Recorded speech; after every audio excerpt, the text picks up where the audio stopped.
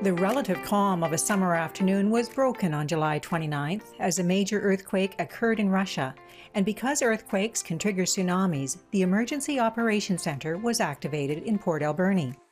We opened up the Emergency Operations Center to monitor the situation and determine whether we needed to set the tsunami warning system off if it escalated to that point.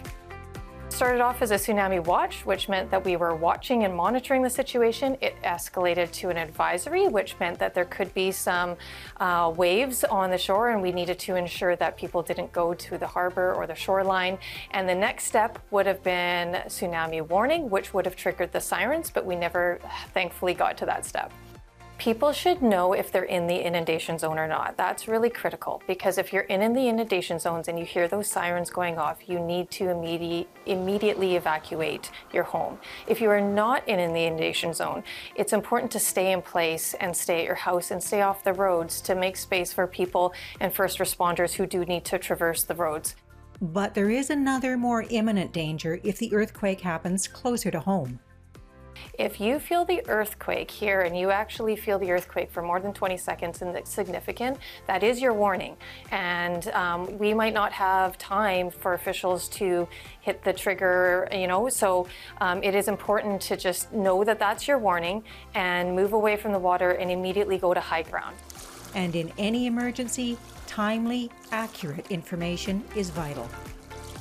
It's really important that people take information from trusted sources. And so knowing those trusted sources is key.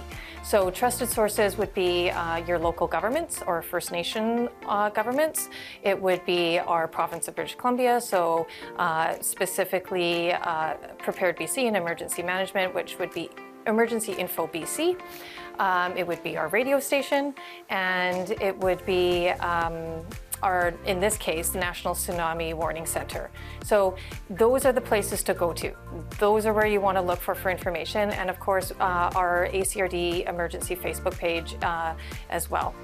I just wanted to take this moment to remind people to focus on emergency preparedness, make a plan, make an emergency kit, check in with your loved ones and your contact list. And it's really important to be prepared, because while the sirens are going is not the time to get prepared. So take the time in the calm prior to an emergency to be prepared, and it will make your response much quicker and smoother.